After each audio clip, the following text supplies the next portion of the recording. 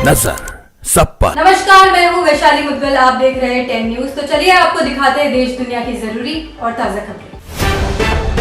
रक्षा मंत्री राजनाथ सिंह ने Indian air force space conference में एस्ट्रोनॉट शुभांशु शुक्ला और साथियों को सम्मानित किया। उन्होंने कहा, शुभांशु बजरंग बली के भक्त और स्पेस में हनुमान चालीसा भी पढ़ते रहे। शुभांशु शुक्ला ने स्पेस से भारत का वीडियो दिखाया और कहा कि रात में भारत ऊपर से सबसे खूबसूरत लगता है। उन्होंने बताया कि हिंद महासागर से उत्तर की ओर जाते हुए भारत के ऊपर सूर्योदय का नजारा जीवन का सबसे अनमोल अनुभव है। DRDO ने उड़ीसा तट पर integrated air defence weapon system का सफल परीक्षण किया। यह मल्टीलेयर सिस्टम दुश्मन के हवाई हमले और ड्रोन स्वॉर्म अटैक से सुरक्षा देगा। इसमें quick action surface to air missile V Shaurya और हाई पावर लेजर हथियार शामिल है। रक्षा मंत्री राजनाथ सिंह ने इसे देश की बड़ी उपलब्धि बताया। यह सुदर्शन चक्र मिशन का हिस्सा है, जिसकी घोषणा PM मोदी ने लाल किले से स्वतंत्रता दिवस पर की थी। भारत सरकार नौसेना की ताकत बढ़ाने के लिए जर्मनी से 70,000 करोड़ की लागत वाली 6 पनडुब्बियां खरीदेगी। प्रोजेक्ट 75 इंडिया के तहत मजगांव डॉकयार्ड में इनका निर्माण होगा। इसके अलावा भारत इजराइल से रैम्पेज मिसाइल भी लेगा। ये मिसाइलें पाकिस्तान के आतंकी ठिकानों पर हमले में पहले इस्तेमाल की जा चुकी है। रक्षा मंत्रालय ने दोनों डील पर बातचीत को मंजूरी दे दी है। सेना की शक्ति अब और मजबूत होने जा रही है। भारत के तेल रिफाइनरों ने अमेरिकी आरोपों का जवाब दिया है। कंपनियों ने कहा कि रूस से खरीदा गया कच्चा तेल पूरी तरह वैध है और किसी नियम का उल्लंघन नहीं हुआ है। तय सीमा और कीमत से ज्यादा कभी भी तेल नहीं खरीदा गया। भारत ने साफ किया कि अमेरिकी आलोचना पाखंड है, क्योंकि अमेरिका खुद रूसी तेल खरीदने की अनुमति देता है। भारतीय कंपनियों का कहना है, हम पारदर्शी नियमों के तहत काम करते हैं। भारत में यूक्रेनी राजदूत ओलेक्जेंडर पोलिशचुक ने कहा कि रूस यूक्रेन युद्ध खत्म कराने में भारत बड़ी भूमिका निभा सकता है। उन्होंने कहा कि बातचीत ही समस्या का हल है और भारत का रूस से पुराना रिश्ता इसे संभव बनाता है। शांति वार्ता में भारत की अहमियत बढ़ रही है। राजदूत ने कहा, भारत सक्रिय भूमिका निभाए तो युद्ध विराम की राह खुल सकती है। यूक्रेन भारत को संभावित शांति दूत मानता है। भारत की कूटनीति एक बार फिर सुर्खियों में। खबर है कि रूस के राष्ट्रपति व्लादिमीर पुतिन और यूक्रेन के राष्ट्रपति जेलेंस्की दोनों इस साल भारत का दौरा कर सकते हैं। PM मोदी ने जेलेंस्की को आमंत्रण भेजा है। वहीं रूस से भारत की दोस्ती पर अमेरिका नाराज है और राष्ट्रपति ट्रंप ने रूस से तेल खरीदने पर भारत पर 25% अतिरिक्त टैरिफ लगाया है। इन हालात में भारत संतुलित विदेश नीति का परिचय दे रहा है।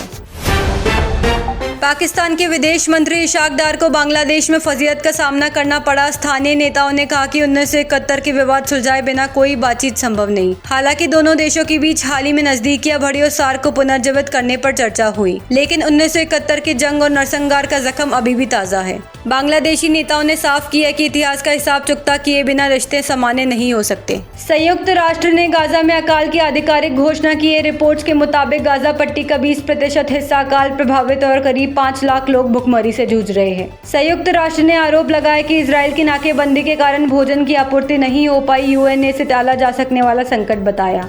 वहीं इजराइल ने अकाल के दावों को झूठा और हमास के प्रोपेगेंडा रिपोर्ट बताया है।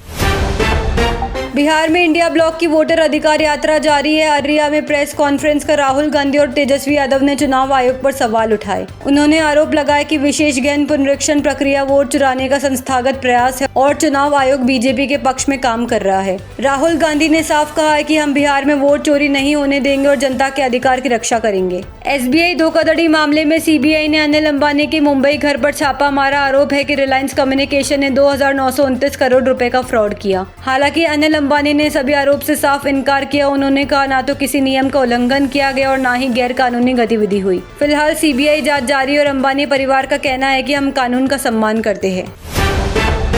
ग्रेटर नोएडा में दहेज के लिए पत्नी निक्की को पति विपिन ने जलाकर मार डाला। पुलिस ने FIR दर्ज कर जांच शुरू कर दी है। निक्की के परिजनों ने आरोपी पति, उसकी मां और पिता के खिलाफ सख्त कार्रवाई की मांग की है। निक्की के भाई ने कहा कि विपिन की नजर पिता की नई मर्सिडीज पर थी। परिवार ने कहा, अगर कार्रवाई नहीं हुई तो बाबा की सरकार में बुलडोजर चलना चाहिए। दिल्ली की अदालत ने सीरियल किलर रविंद्र कुमार को गुनहगार ठहराया। 7 साल तक 30 मासूम बच्चियों का कत्ल कर लाश से रेप करने वाले इस दरिंदे ने इंसानियत को शर्मसार किया। अभियोजन पक्ष ने ठोस सबूत पेश किए और अदालत ने कहा कि आरोपी की सफाई में कोई दम नहीं। 35 साल का रविंद्र कुमार अब सजा का इंतजार कर रहा है। अदालत 28 अगस्त को इस खौफनाक केस में सजा सुनाएगी। गाजियाबाद में दिल दहला देने वाला हादसा हुआ। 130 किलोमीटर की रफ्तार से आ रही अर्टिगा कार ने ट्रैफिक सिपाही को टक्कर मार दी। सिपाही बोनेट से उछलकर करीब 100 मीटर दूर जा गिरा। उसके दोनों पैर टूट गए और 32 टाके आए। हालत नाजुक बताई जा रही है। आरोपी ड्राइवर मौके से फरार हो गया। CCTV फुटेज सामने आया। पुलिस ने मामला दर्ज कर आरोपी की तलाश तेज कर दी है। पंजाब के होशियारपुर में भयानक हादसा हुआ। सब्जी से भरी पिकअप की टक्कर मारने से एलपीजी टैंकर में रिसाव हुआ और जोरदार ब्लास्ट हो गया। धमाके में अब तक 7 लोगों की मौत हो चुकी है, जिनमें एक महिला भी शामिल है। 200 मीटर दायरे में घर और गाड़ियां तबाह हो गई। हादसे से इलाके में दहशत और राहत कार्य जारी है।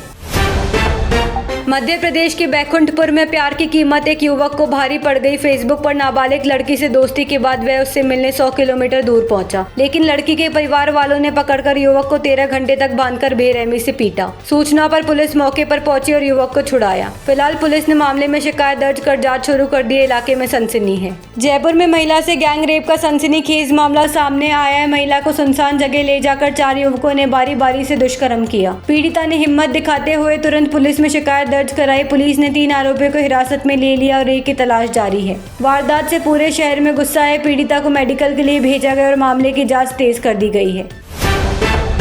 राजस्थान के कई जिलों में लगातार बारिश से हालात गंभीर हो गए। जयपुर, कोटा, बूंदी और सवाई माधोपुर में सड़कें जलमग्न हो गई। सरकारी निजी स्कूलों में 25 और 26 अगस्त को छुट्टी घोषित की गई। नागौर और डीडवाना में मकान ढहने से 4 लोगों की मौत हो गई। सेना और एयरफोर्स की MI-17 हेलीकॉप्टर राहत कार्य में जुटे हैं। दिल्ली मुंबई रेल मार्ग पर भी पानी भरने से ट्रेनें देरी से चल रही हैं। टीम इंडिया के भरोसेमंद बल्लेबाज चेतेश्वर पुजारा ने क्रिकेट से संन्यास ले लिया। 37 साल के पुजारा ने 103 टेस्ट और 5 वनडे खेले और भारत के लिए कई अहम पारियां खेली। उन्होंने सोशल मीडिया पोस्ट में कहा, यह उनके क्रिकेट सफर का अंत है। पुजारा ने फर्स्ट क्लास क्रिकेट में भी रनों का अंबार लगाया। टीम इंडिया में उन्हें वॉल कहा जाता है। अब क्रिकेट का यह अध्याय हमेशा के लिए बंद हो गया है। बॉलीवुड एक्ट्रेस रवीना टंडन की बेटी राशा थडानी ने अपनी मां की तरह एनिमल लवर होने का सबूत दिया। राशा ने सड़क पर घायल पपी को बचाकर वेटरनरी क्लिनिक पहुंचाया। उनकी इस पहल की सोशल मीडिया पर खूब तारीफ हो रही। रवीना टंडन ने भी बेटी पर गर्व जताते हुए पोस्ट शेयर किया। राशा अक्सर स्ट्रे डॉग्स और बिल्लियों की मदद करती दिखती है। फैंस कह रहे रवीना की सच्ची वारिस। अजय देवगन की film son of Sardar 2 box office पर फ्लॉप रही। अब दर्शक इसे OTT पर देख सकेंगे। फिल्म के डिजिटल अधिकार बिक चुके और जल्द ही ऑनलाइन स्ट्रीम होगी। कॉमेडी जॉनर की इस फिल्म से बड़ी उम्मीद थी, लेकिन सिनेमाघरों में दर्शकों का दिल जीतने में नाकाम रही। मेकर्स को अब OTT प्लेटफॉर्म से उम्मीद है। दर्शक घर बैठे इसे डिजिटल स्क्रीन पर देख सकेंगे। तो ये थी आज की सुपरफास्ट खबरें। तो देखते रहिए 10 न्यूज। नजर सब पर।